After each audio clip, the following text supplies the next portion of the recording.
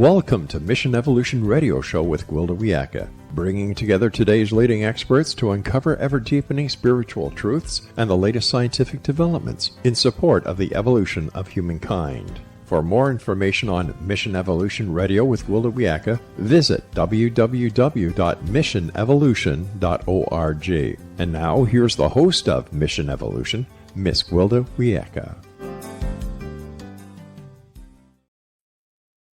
Welcome to Mission Evolution, where we explore the spiritual and scientific frontiers of human potential. I'm your host, Gwilda Wiyaka, and today we'll step into the shadows of the unexplained with Elliott Van Dusen, Director of the Paranormal Phenomenon Research and Investigation Organization, or PPRI.net. From forensic investigation to supernatural inquiry, a retired corporal in the Major Crime Unit of the Royal Canadian Mounted Police, Elliott brings a unique blend of science, logic, open-minded exploration to one of the human's oldest mysteries, life beyond the physical. Together, we'll examine the fine line between science and supernatural and look ahead to the 2025 Halifax Paranormal Symposium happening this November. Stay tuned. You won't want to miss a single moment of this enlightening journey into the unknown. Elliott, thank you for joining us on Mission Evolution. Well, thanks for having me back. I missed you last year. Our schedules didn't allow for us to tee up there together, but I'm happy to be back on Mission Evolution. Well, I'm happy to have you here. I so love your topic and your symposium. I wish I could come see it myself. So, what first drew you to explore the world of paranormal phenomenon, and how did that evolve into the founding of the Paranormal Phenomena Research and Investigation (PPRI) organization? Yeah, I get asked that quite a bit, whether or not I had an experience that drew me into the paranormal, but I give it credit to unsolved mysteries because I knew I wanted to be a police officer and I knew that I specifically wanted to be a homicide detective. So unsolved mysteries caught my attention with all their really interesting cold cases. And then every once in a while, they throw in a UFO story or a ghost story, and that also caught my attention. And then in 1997, I discovered the television show The X-Files, but it had been on air since 1993. But I thought it was really interesting that you had two law enforcement officers that were investigating claims of the supernatural. And so I decided to start my nonprofit organization, PPRI. We started out by collecting local ghost stories and folklore, which then led into investigations. And when I moved to Halifax, I met my colleague, Daryl Walsh, and he's teaching parapsychology courses at the Nova Scotia Community College. So I enrolled in those, and after that, the rest is history. I ended up taking as many courses in the paranormal that I could, and PPRI now has been running for 28 years. Doing investigations, research, and educational activities. How does PPRI differentiate itself from other paranormal research groups in terms of scientific methodology and professional standards? Yeah, I have high expectations for my team for sure. One thing that we don't do is we're not a proactive organization per se. If we have nothing on the go, one of my investigators wants to check out a location, and I'm open to the idea. But for the most part, we're a reactive organization, much like law enforcement would be, where you receive a call for service. We would receive a call from a family that has an inquiry. Usually, it's haunting related, and we'll conduct our interviews. We do either a face-to-face interview or a video interview, and with my police training. Especially in interviewing, we look for nonverbal cues. We look for, signs of mental health issues. We have a very thorough questionnaire that we go forward with. And then depending on our financial situation at the time, I'll authorize a full field investigation because we don't charge our clients for money. And investigations can be expensive. For example, we did one this year and it was around $2,000. We're all volunteers. A lot of my volunteers work full time, so they're donating their evenings and weekends and away from family. We do a lot of fundraising by holding educational events and selling merchandise. I donate all the proceeds from the sales of my books back into the organization so that it doesn't cost the public any money to use our services. With your background in law enforcement, how have investigative and forensic skills translated into your paranormal work? Well, besides interviewing, I've also taken a stricter stance on handling evidence, for example. So normally what we do after an investigation is everybody will turn in their equipment, whether that's a camera, memory card, a digital recorder. It will go to one person, usually our professional photographer, to then download, analyze, and upload all the information to our secure shared drive. Um, that's certainly one aspect. The other one is certainly I look at safety issues. I never send any of my investigators alone. I'll always send at least two for safety reasons. We actually just created a new policy as well that when we all go our separate ways from an investigation or an event, they have to message the lead investigator to let them know that they've arrived home safely. So we do take all that very seriously. What danger do you expect them to run into? Well, it could be anything. My wife and I just traveled to Fredericton and Moncton, New Brunswick, to promote the Halifax Paranormal Symposium. We ended up getting a flat tire on the way, and we're sidelined for about an hour. So I stayed in touch with Chris Stiles, a UFO researcher that was also going to be presenting. Yeah, I let him know I was still on schedule to be there, but I wouldn't have as much prep time as I had. So you never know, what could happen to you on the way home, especially a lot of times we'll leave events very late at night, especially if we're doing a public ghost hunt. They usually run from 6 p.m. to 10 p.m. So lots of wildlife in Nova Scotia on those highways. You just never know what you'll run into. Literally. So in your view, what constitutes credible evidence of paranormal activity? And how does PPRI ensure that the investigations remain unbiased and verifiable? Well, there's certainly a lot of bias that you have to worry about. I'm a believer in the paranormal. I call myself a critical believer because I do try and look at every explanation before saying that I can't understand this or that this is a true anomaly. But we do use some scientific equipment, such as electromagnetic field radiation detectors, to look for unshielded wires. I always tell everyone when we're giving an educational event that, it's not a ghost detector like you would see on TV. There's actually no piece of equipment that can detect ghosts or human consciousness, not even medical equipment for that reason.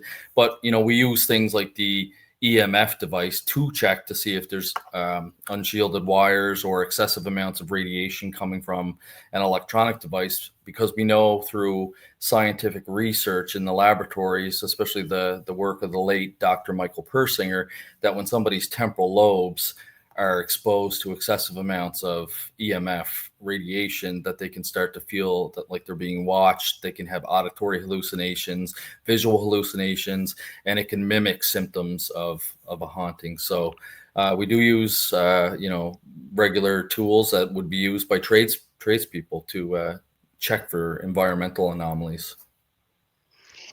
Many critics dismiss paranormal research as a pseudoscience. How do you respond to skeptics who claim that the phenomenon like hauntings or psychic activity can be explained by psychology or coincidence?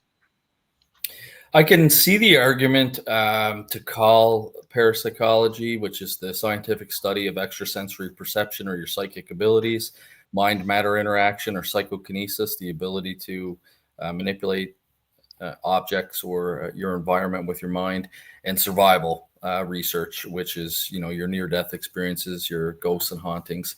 But parapsychology is actually a social science because we're studying people's experiences. So it is a soft science. I can understand, the physicists and biologists, chemists, chemicists, why they are frustrated with parapsychology. because a lot of it is very spontaneous and it just happens when you least expect it, and it's very hard to replicate, especially the type of work that I do in field investigation. So I totally understand that. We actually try and replicate stuff as well in haunting situations. Just a quick example, I had a cast iron pot, which is not supposed to give off electromagnetic radiation. It was sending our EMF reader absolutely crazy. So the first thing I did, obviously, is look around. There's no outlets, there's no lights near it that's causing this to happen. It wouldn't stop. As soon as I lifted the lid off the cast iron pot, it stopped.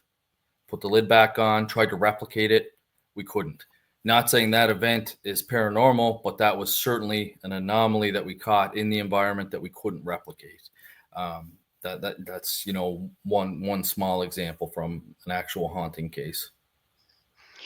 What are some of the most compelling cases that PPRI has investigated that defy conventional explanation?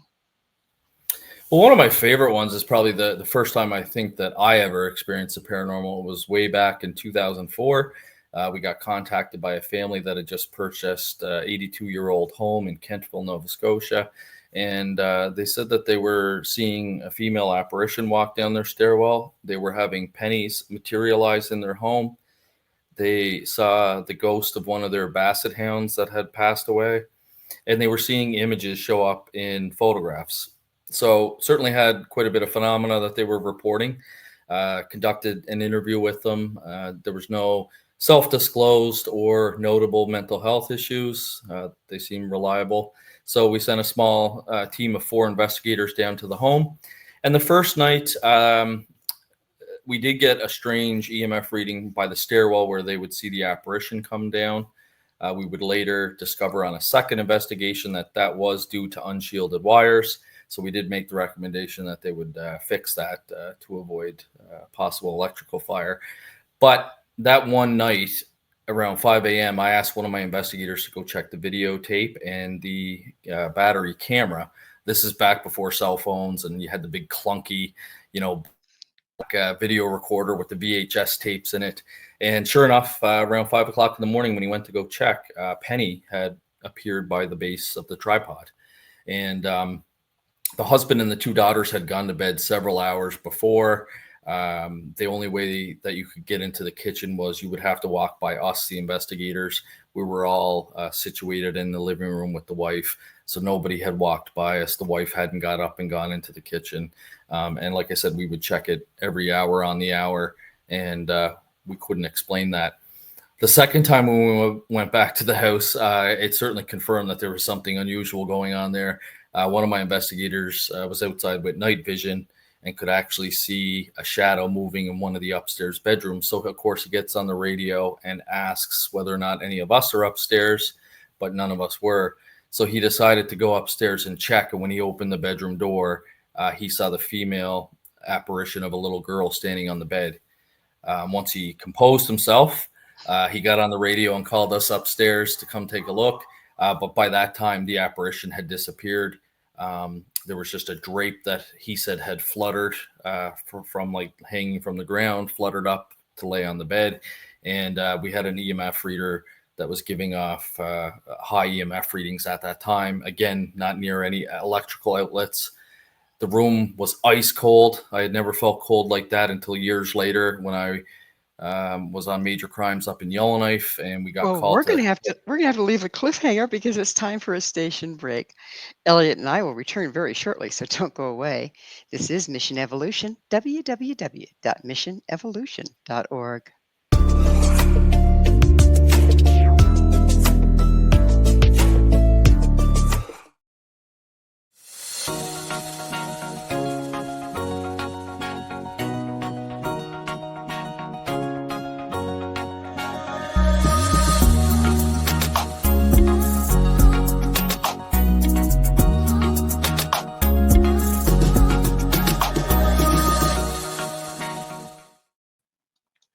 How does paranormal investigation work?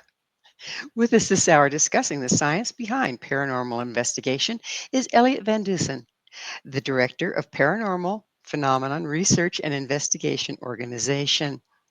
Elliot, so that is the question. Can you walk us through a typical investigation process from initial contact to final report? And what safeguards do you use to prevent contamination or bias? Yeah, sure. Uh, just to quickly finish that story too before the break.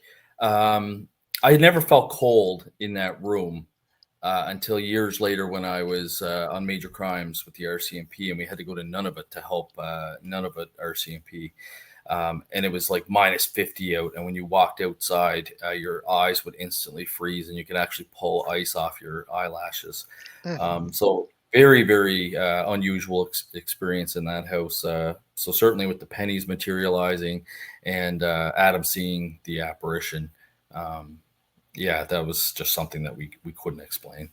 As far as preventing contamination, I think the big thing is, and we always teach people this when we do public ghost hunts, is limiting the number of people that are there. I just noticed in the last little while when clients are contacting us, and it's the day of the investigation, they're messaging it and we're calling and they're like, hey, our friends are really interested in this. Like they want to know if they can pop over and take a look. I always say, well, they can come over to meet the team like when we get there, but then after that, they have to go. I look at it the same as like a police would with the crime scene. You're not going to just invite a ton of people with the public and the media to come tramping through your crime scene. It's the same with an investigation. The more people that are there, then the more contamination that can happen, whether that's noise contamination, biases, different things like that. So we do try and contain the scene.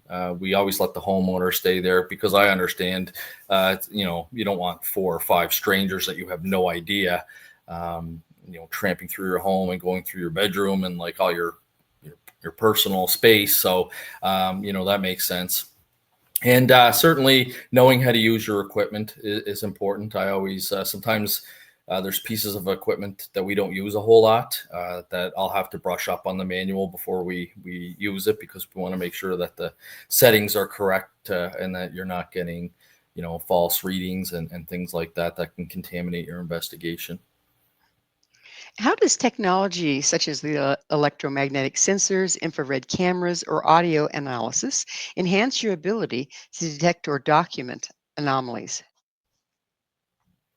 Yeah, so one EMF reader that we use is called the GQ390, and I like that one. It's a bit of a higher end model, but I do like it because it'll actually record all the data for you on the device, and then you can plug it into a laptop later, download the data, and you'll have your chart of the recordings all captured for you, rather than have your notebook and have to write down master bedroom readings were between this and this.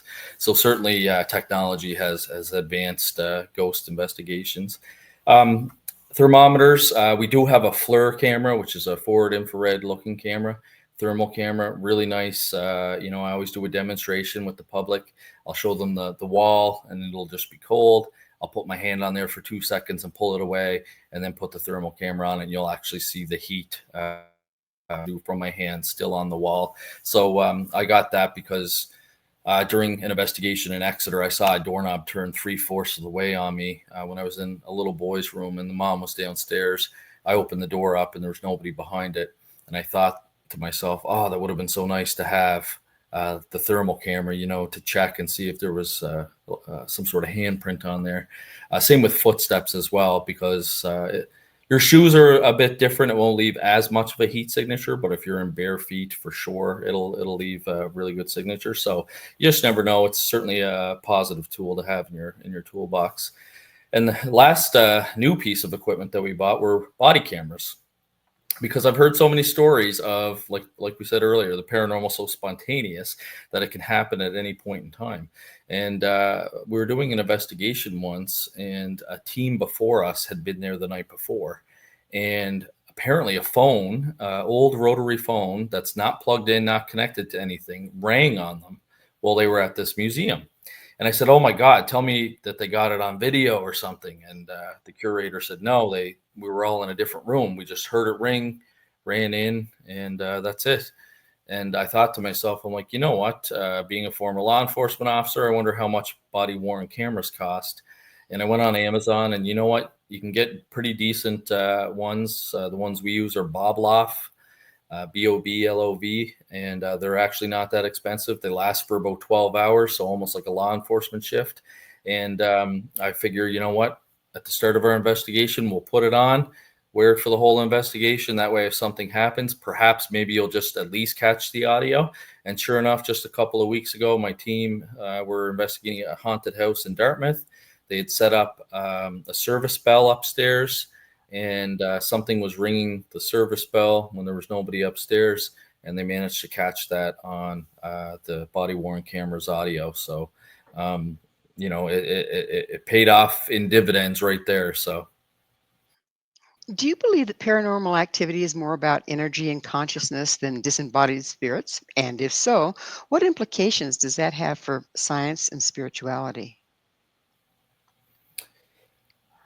I think it's a mix. I think that what I believe. I subscribe to the survival theory in parapsychology. So what parapsychologists believe is that when we die from our physical body, our human consciousness somehow survives.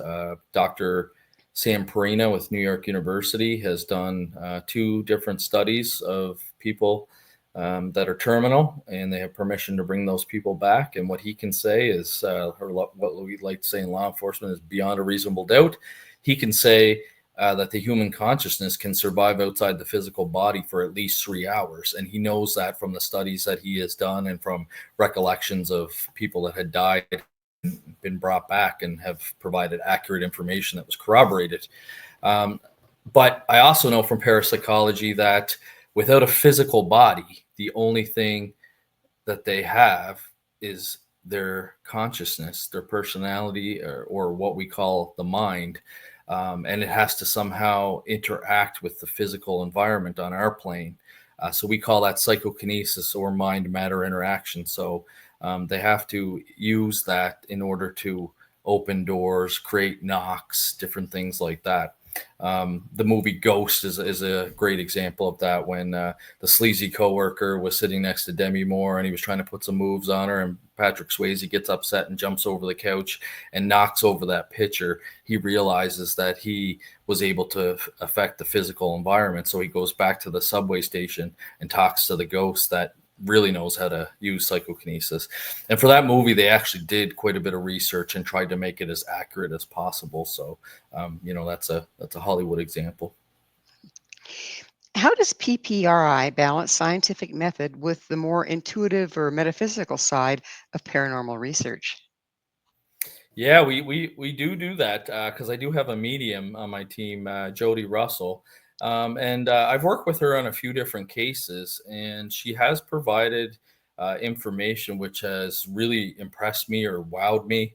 And other times we just can't corroborate it, but Jody has provided some information on some cases that we have been able to corroborate. An example of that, I just presented a case to the Society for Scientific Exploration's 43rd annual conference about one of our investigations up in Amherst. And one of the things that she had talked about was where the family's dog was barking and acting very strange. She felt that there was a male presence that had died from a heart condition there, that he lived at the residence. He died at the residence, and it was heart related. About 2 days later, the family had a historian in town doing research on their property, and they had found a death record for a John William Stevenson that lived at that address and had died at that address from a heart condition. And we don't tell Jody any information before we go to the investigation. So we use a blind protocol where she has absolutely no information about this. So she wouldn't have been able to do research on this beforehand because she didn't know the address. She didn't know any names involved. So we do try and balance that out. And anything that she gets that we can't prove, like that's a really good example of something we could prove, then we include it in what I call subjective evidence, because we have no way to scientifically prove it. So we classify that under subjective, and we let other people, decide what they want to believe. In your research, how much influence do you believe human perception has on paranormal experience? Well, certainly, I do. It does play, a large factor. Um, I also find, if somebody has been living in a location for a long time and perhaps it is haunted, they start to get what my colleague Daryl Walsh has nicknamed the kitchen sink syndrome, where everything that seems to be happening in the home kind of gets blamed on the paranormal. We were literally interviewing a lady at a house once, and she thought she heard a noise, and she's like, "Did you guys hear that?" And there was like 4 or 5 of us sitting at the table, and none of us heard anything. And we just looked at her and said, "No, we didn't hear anything." And then she's just like, "Oh, okay, I thought I heard something." That's an example of where somebody has just been primed in a location for so long that they may be biased or jumping to conclusions. So you do run into that, which can make your investigation a slightly more difficult if you've got one of those true believer clients, and you're there to try and give that rational explanation on what's happening. Do you think fear or expectation can actually manifest certain phenomenon or alter how we interpret unexplained events? Yeah, I think so, especially the expectation part. I always talk about the Phillips experiment that occurred in Toronto in the 1970s. It was a group of paranormal researchers that would attend their office every day, and they wanted to try and create their own poltergeist. So they came up with this fictional character named Philip. And every day they'd come in, they'd talk to Philip, and eventually they started to have raps occur on their table to answer questions that they would ask. So literally, they were able to create their own poltergeist case. Um, so I do think that human expectation can play a role, and fear as well can play a role. I know a lot of people will fear the unknown, which makes sense. Humans are uh, behavioral creatures, and when things are uncertain or unknown, it makes us uneasy. So yeah, certainly I think that both of those things can affect somebody's perception. Has there ever been an investigation that fundamentally changed your personal belief system or understanding of reality? Well, it would have to be the Exeter case for sure. That case really rattled me. There was just so much activity that I'd witnessed. I witnessed flies materializing out of nowhere. The home would just be loaded with these house flies, almost like the movie Amityville Horror. I heard 3 distinct footsteps approach me when it was just myself and the homeowner there. Fire alarms went off on their own accord and would only be turned off um, if they were splashed with holy water. And we checked with Kitty, the brand that makes the fire alarm, and they couldn't figure out why that would have happened.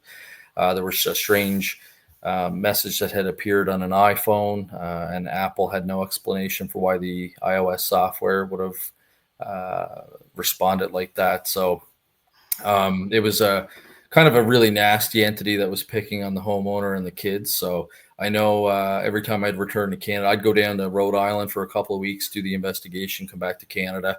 I know I ended up starting to go back to church. I come from a Roman Catholic background, so I started to go into church there for a little while, and really thinking things over, and really understood why you shouldn't provoke things, because when I was down there, I was doing some religious provocation things and getting responses. Might not necessarily be right away like in the movies, but at least 24 hours later we would get a response, and Well, that's why it's they, time they for tell you. it's time for another station break. Elliot and I will be right back to continue our discussion. So please stay right there. This is Mission Evolution, www.missionevolution.org.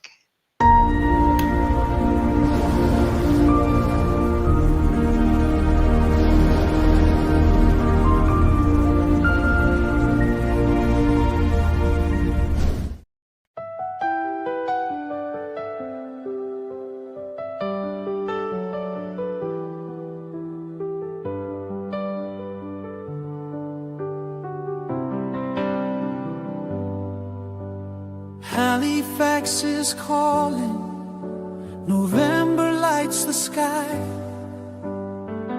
At the Tower Hotel, the questions never die. Ancient astronauts and alien stories to be shown.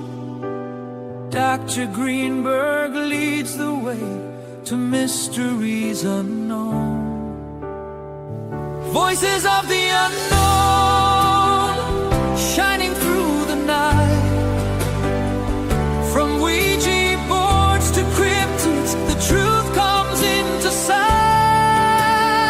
Seances and healing, where spirit energy flows. This week the world will hear them live on the X-Zone. Tony and Ron with Staticon, the dead begin to speak. Natalie brings the healing light, the comfort we all see. Pierre turns the Ouija key, Brian writes it down, while Laura Warren's messages will turn the night around. Voices of the unknown, calling clear and strong. The Halifax Symposium, where mysteries belong. From science to the shadows, where the hidden stories grow. Their voices will be featured, live on the X-Zone show. Ghosts at midnight, whispers in the hall. Seekers find the answers to the questions that call. From Halifax to airwaves, their knowledge will be known. The symposium meets the spotlight on the X-Zone. Voices of the unknown, secrets now revealed. The boundaries of the supernatural, broken and unsealed. Halifax awaits you, the truth is yours to own. And all this week the voices live on the X-Zone. The unknown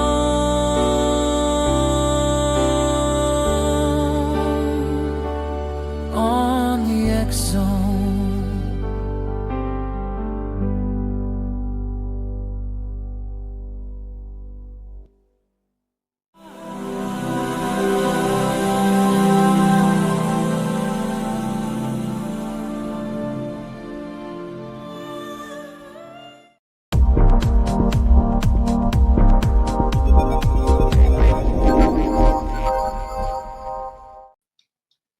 Can ghosts make you sick? This is Mission Evolution, missionevolution.org. With us discussing the observer effect of paranormal investigation is Elliott Van Dusen, PPRI.net. Elliott, many investigators describe feeling physically or emotionally drained after an investigation. Have you experienced any personal effects from long-term exposure to this kind of work? Yeah, the Exeter case, it had a very oppressive feeling in the home, and there were times where you felt very lethargic, no energy, almost very like depressed, and we'd say that to the homeowner, like, let's take a break, let's get out of here, go for lunch or something. And as soon as you started to drive away from the home, you immediately felt better. You were wide awake again, and certainly feeling better. I know when they brought a medium into the house once to kind of do a house cleansing as well, the father had to sit down. He was sick to his stomach, felt like he was going to puke. Certainly I do believe that it can have some physiological and psychological effects. Through case studies, we know that there's been people reporting oppression, depression, isolation type behaviors. That's certainly a interesting mystery within a mystery on how that can happen. Hmm. So, what's your take on psychic mediums and their role in investigations? Can intuition and evidence coexist in the same field? Yeah, I mean, I think I gave a couple of examples earlier in the show there with Jody. She. I think if you had the right person that knows how to use their skill set, um, then it can be very valuable. Certainly, your job as an investigator is you have to try and corroborate that information. For example, we just came back from Ottawa House Museum this past weekend, and there was a lady there that was obviously quite intuitive, and she was asking me how we would get information if PPRI were to investigate. How would we get information, historical information about this place? And I said, well, what's your question? And she said, well, I kept sensing that there was a soldier in this house that had an injury to his stomach. And he was basically alluding to her that he had been awarded this position and he didn't really deserve the position. And something happened, whether somebody turned on him and injured him or he injured himself. And I said, we did ask for a knowledgeable historian to be on staff tonight to answer questions. So let's go talk to them. And they didn't have any information about a soldier dying at the property, but they said that soldiers would stay at the Ottawa House Museum quite frequently because it would sometimes be used as like an inn or a stopover. So it was quite possible. So in that case, you couldn't really corroborate it and say, one way or the other. But then when we looked at the Amherst case where the gentleman had died of the heart attack, lived at the property, died at the property, and then we found the death record that says, yes, this guy lived at the property and did die at the property because they had the location of death on there. That's corroborated. That's pretty substantial. So I do think that it's valuable. Just unfortunately, sometimes you just can't find that corroborative information. It's not like on TV where they're giving you the name and the date of birth and check underneath this this floorboard and you'll find the body. It's usually not that detailed, unfortunately. You got to do some work. How does PPRI collaborate with other international research organizations or universities? Yeah, so in Nova Scotia, I reached out to all of our psychology and sociology departments at the universities, and I let them know that we exist. Because I know sometimes when people are out there and they need help, they don't know who to turn to. So sometimes they do turn to universities, especially the psychology departments. So I have done that. I've actually reached out to the head of the Catholic Church for Nova Scotia as well and let them know that we exist. I did get a response from them just thanking them for our letter and letting him know that we exist.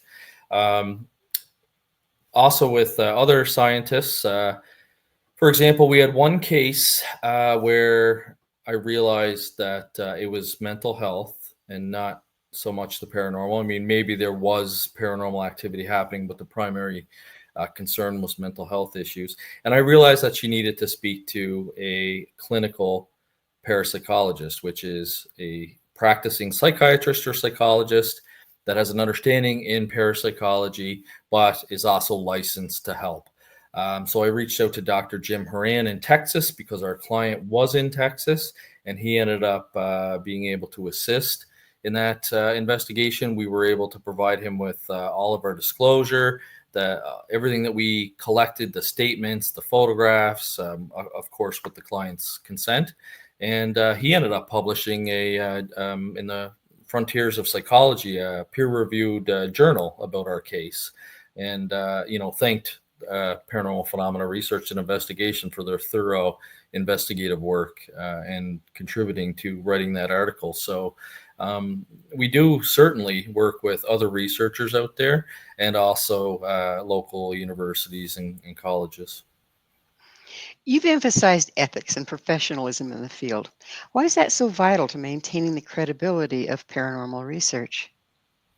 Yeah, it's funny. I was actually for part of the Halifax Paranormal Symposium, I noticed on Facebook, my press release got shared, and I was going through the comments and reading it, and a lot of the comments were from non-believers and naysayers and stuff like that. And it's funny because obviously the stigma around the paranormal still exists. I haven't seen it for a while, I guess mostly because the people that I hang out with are believers. I would assume so.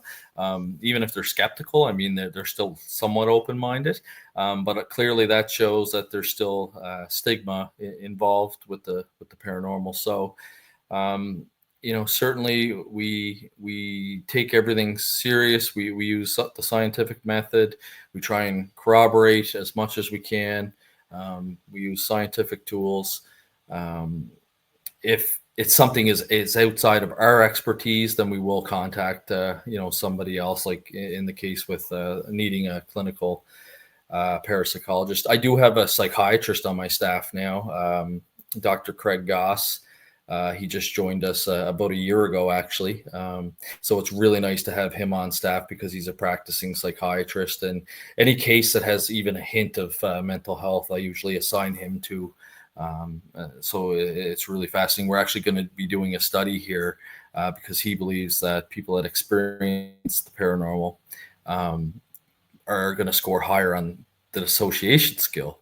And I always tell people, when I'm talking, if you're getting bored and you tune me out, that's a form of dissociation. But another good example is, when you leave work and all of a sudden you're pulling into your driveway and you're like, oh my God, how did I get here? I don't remember driving home for the last half hour. That's also dissociation. Your mind has, left, so to speak, and you were operating on autopilot. So it's not necessarily a bad thing, but it's, something that we're curious about and doing our own research on. In your opinion, what direction does the next generation of paranormal investigators need to take if this field is ever to be accepted by mainstream science? Yeah, certainly I think that education's important, and there's not a ton of places to get education. I know academics are trying to do a lot of citizen scientist programs, so they're trying to have mentors. Scientists are trying to mentor amateurs that are interested in this and teach them best methods and best practices to do investigations, because I do realize that people are really interested in the paranormal and they're out there trying to collect audio clips and photographs, and there's a lot more amateurs out there than there are professionals doing field work. So they do realize that they are collecting valuable data. So if there's a way that they can teach them to do it without it being contaminated, or that it's not another phenomena like audio pareidolia or visual pareidolia, then certainly that is bringing credibility to the field. We operate our Parapsychological Education Center, which is an online paranormal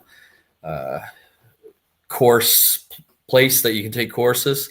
And I try and get different experts to teach different courses. So, for example, when we do our Investigating UFO course, I get Chris Stiles. He's been investigating UFOs for over 30 years. There's no person better to teach that course than him. Daryl and I usually teach the parapsychology course. That's all we've done for the last 30 years. So we try and get experts, and even introduction to demonology, I'll get a religious expert to come on. For the students. And of course, when we do the student feedback, they all find that very valuable. So there's only a few different, institutions out there. The Ryan Education Center is another valuable asset. And then universities usually do like a one-off course. I've taken like a witchcraft course from University of Ottawa. So you really have to look around for education. But I think educating yourself and knowing what the tools do, having best practices and policies, I think all that is very, very valuable to the next generation. How has public interest in the paranormal evolved in the last decade, and what do you think what do you think fuels the current surge in curiosity and media coverage? Well, I mean, we're always interested in ghosts. Even skeptics, I always laugh. Like if you run into somebody that's skeptical, They might not be a believer, but I noticed once you start telling a true ghost story, they can't help but go quiet and listen. So certainly even the skeptics are interested in it. So I just think it's something that we're all fascinated in. We all love a good ghost story or something unexplained. We find it entertaining. We do a lot of the public ghost hunts, but we do it a little bit differently. I bring like an educational aspect to it. So I can almost guarantee. I guess I'd have to take a few other people's public ghost hunts, but I can almost guarantee ours is different just because we do bring that credibility to it, where we explain to them what the tools are actually for. We talk about the research that's been done, and they walk away with some valuable educational knowledge. So I do think that that's certainly one aspect. What role do you see media, radio, television, and podcasts playing in either helping or harming legitimate research into the unexplained phenomenon? Well, positives of radio shows and television and podcasts is that you're getting the information out there. The downside would be whether or not it's credible information or not. I guess it would be up to the podcast hosts or the producers to do their background check on who they have on their show, if they are worried about credibility on the show. But it's certainly a quick way to get information out there. A lot of people listen to podcasts. I know it's helped us. We sometimes get people emailing us saying, "Hey, I heard you on the X Zone," or I know one year I was looking for information about the Westin Hotel. Daryl and I had always heard it was haunted downtown Halifax, but nobody had any stories. Daryl didn't have any in his books. Steve Vernon didn't have any in his ghost books. Vernon Oikel didn't have any in his.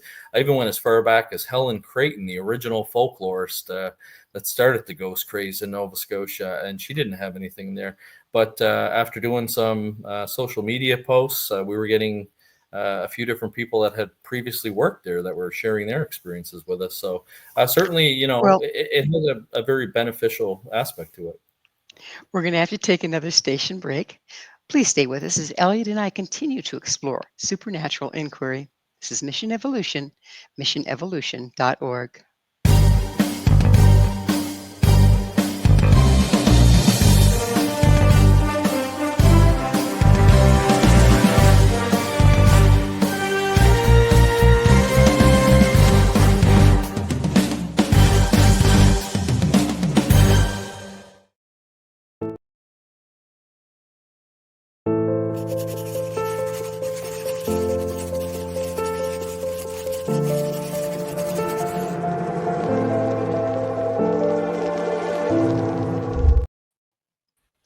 Where can a person learn about paranormal investigation? This is Mission Evolution, missionevolution.org. We're continuing our discussion with Elliott Van Dusen, director of PPRI.net. Elliott, let's talk about the 2005 Halifax Paranormal Symposium. What can attendees expect from the event? Yeah, I'm very excited about this. This is our third annual Halifax Paranormal Symposium. We realize that there's not a whole lot of paranormal conferences in Canada, and so we wanted to bring something back to Canada, and it had to be a mix of educational information, academic, but also entertainment, because I found when things are too academic, you start to lose the general population. So we've kind of found a happy medium, I would say, because we're into our third year. This is so far our best year. I think we only have like 95 seats left out of 200. And we still have a month to go.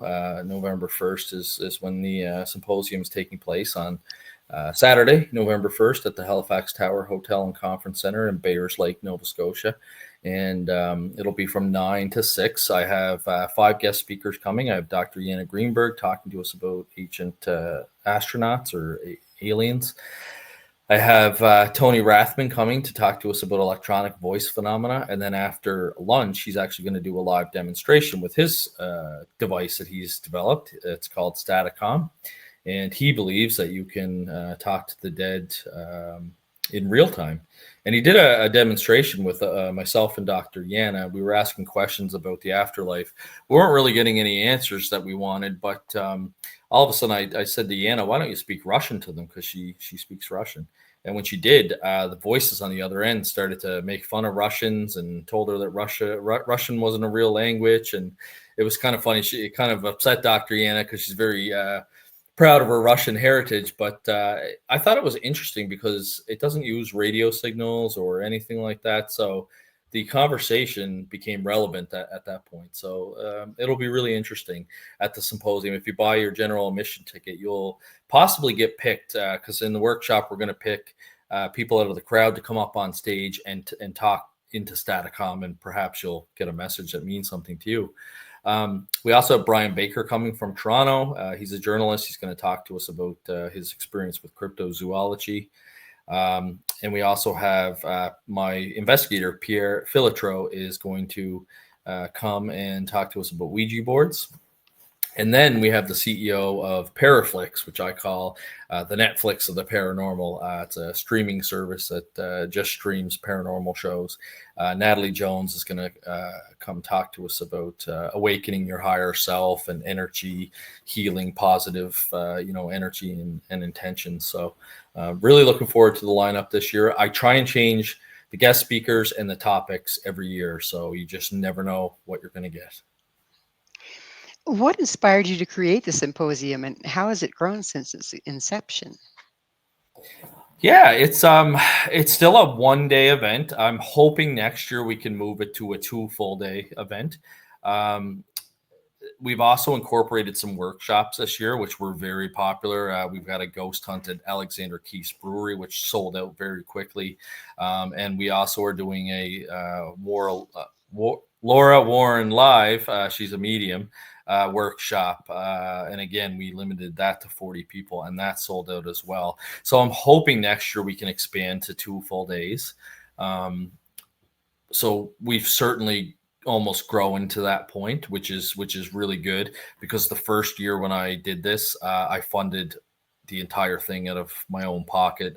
We had a few sponsors that donated cash, but I took a big risk by funding it out of my own pocket and out of the nonprofit's pocket. So it's a risk that obviously has paid off for us, and it's something that we're able to keep going. So my main goal was to create awareness, of these paranormal topics, and also provide a safe space for people to come. Like I said, I saw that social media post, a lot of naysayers on there, and making fun of the paranormal, but everyone that comes to the Paranormal Symposium can't believe. They look around and there's like over 100 other people that have, the same thoughts that they do. And they feel like they're part of a community and like-mindedness. And I love that aspect about the symposium. Have you ever had any paranormal events happen at a symposium? Not yet. No, the Halifax Tower. Yeah, maybe it is the year.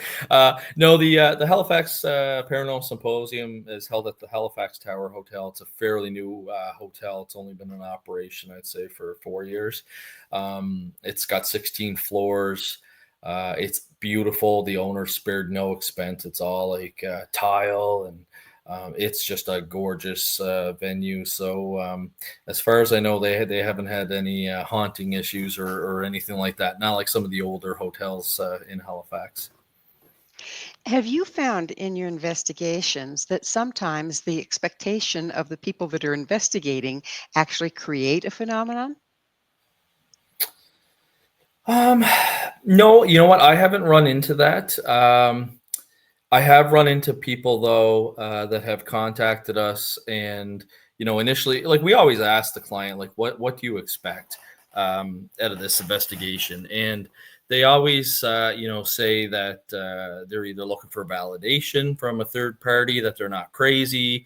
Some people might say that they're hoping that the phenomena stops. We always tell them we can't guarantee that, because nobody can. But no, for the most part, I think the worst we've run into is when we've found an explanation that's not paranormal, and we're trying to tell them that, and they don't want to hear that. They were almost hoping that we would come in and confirm that their place is haunted. So that obviously is a little bit difficult because you're dealing with a difficult client. Do you have provision to clear out a house if you do find it haunted? I get Jody to do like house cleansing, so she uses like sage and goes around and does a house cleansing. We do have some religious advisors, not in Nova Scotia. I've got 2 in Ontario, 1 in Rhode Island. If it was something more, or a Roman Catholic family or a Catholic family wanted that kind of blessing, we do have that capability. But I always explain to people, like, we can't guarantee that to get rid of the activity. And I always equate it to my policing days. If you have an unwanted guest in your house, you can do one of 3 things. You can ask them to leave, you can grab them and throw them out, or you can call the Mounties and we'll come do it for you. But in the spiritual world, that person doesn't have a physical body. So you can ask the person to leave, or like a lady told me this past weekend, they had to say our master bedroom was off limits. They always felt like they were being watched in the master bedroom. So they said, master bedroom's off limits, go elsewhere in the house. And that's it. That's all we can do is ask, because there's no proton packs. There's no Ghostbusters. There's no containment unit. So all you can do is ask and try. But ultimately, we just don't have that capability to make the activity stop. What role does the symposium play in bringing credibility, collaboration, and education to the paranormal research community in Canada and abroad? Well, certainly, we've had some really, good quality guest speakers over the past 3 years. We've had John Kruth was one of my favorites. He's the executive director of the Ryan Research Center. So we had him last year. He came, he spoke to us about psychokinesis, particularly electronic psychokinesis. So people that can affect computer systems. Some people say, "Oh, computers hate me. I'll sit in front of it and I get the blue screen of death all the time." Well, John's actually done research and showing that there are some people that give off energy and photons that do affect electronics. I think bringing in some credible speakers, another really, credible and interesting gentleman that we brought in was Dr. Richard Gallagher, who's a psychiatrist down in the U.S. that believes in demonic possession. Certainly bringing in those types of guest speakers that have the background and the education and the credibility to come to Halifax and present their work, certainly, I think, boasts the credibility of the symposium. My volunteers all come, my investigators all come, they volunteer their time for the symposium, and people always find them so friendly and helpful. And, I try and bring some comedic relief too when I'm there. I know our first year we were having a terrible time with the sound system, and I kept making some jokes and stuff like that. And on our survey, people were saying, the poor guy, like, he did his best. It wasn't his fault. It's the hotel sound system, but he was entertaining, and wish we would have heard more from him. He seemed like he had so much knowledge that he could have shared. So then for our second year, I decided to speak there, so that, and I talked about law enforcement and the paranormal. So we do listen to feedback that we get about the symposium, and we do try and accommodate that. So finally, what message do you want attendees and the general public to take away from the 2025 Halifax Paranormal Symposium about the future of paranormal science and the evolution of human consciousness? You know what? I think the message, if somebody attends there this year and they walk away, just to walk away thinking, with an open mind of what they just heard, if they're skeptical, to know that they're not alone, that there, is a community out there right here in their own neighborhood that has an interest in this, and to know that, our organization, PPRI, is out there doing incredible research and education events, and that we're available to assist as well if them or somebody they know is being affected or has questions about the supernatural and want answers. Do you find that the very existence of someone that's trying to credibly look at paranormal gives people hope that they aren't losing their mind if they do have an experience? Yeah. Oh, yeah, for sure. Like a lot of people that do contact us, they are just looking for like validation that that they're not crazy and that something might be going on. Other times too, we solve the mystery. We had a photograph given to us by a lady. She said her and her friends were playing with the Ouija board one night, and then the next day she took this photograph, and it looked like there was a face standing in her kitchen, and it wasn't your typical ghost photo that I see, wasn't just orbs of light. So anyway, we looked at it and had my professional photographer examine it, and we noticed the face wasn't in the kitchen behind the screen; it was on the screen. And so we did a little science experiment. I had my wife press her face against our screen. We had a very similar screen, and sure enough, it left a very similar face imprint. So I had the homeowner go and take a photo of the screen again. So this would have been like about 2 weeks from when the photo was taken, and you could just faintly see that the face was still there. But when she sent us the second picture, in the bottom right hand corner, you could see that there was a pool. And so I asked her, I said, "Do you have kids?" And she said, "Yep." And I said, "Do they ever just scream through the screen door asking for a drink or a snack?" And she goes, "Oh God, yeah, all the time." So we were able to piece it together based on everything that, somebody most likely pressed her face against the screen and left that face imprint. And she was completely happy. She wasn't trying to prank us or hoax us. She was Elliot, just wanted to make sure there wasn't something scary in her house. unfortunately, we are out of time. Thank you so much for coming on the show. Well, thanks for having me. I appreciate it. It's always a great time. Always a great time. Once again, our guest today has been Elliott Van Dusen, Director of PPRI.net and key organizer of the upcoming 2025 Halifax Paranormal Symposium taking place November 21st in Halifax, Nova Scotia. For more information about Elliott, his work, and the symposium, visit www.ppri.net. Please be sure to join us again next time. This mission will continue, bringing information, resources, and support to our evolving world.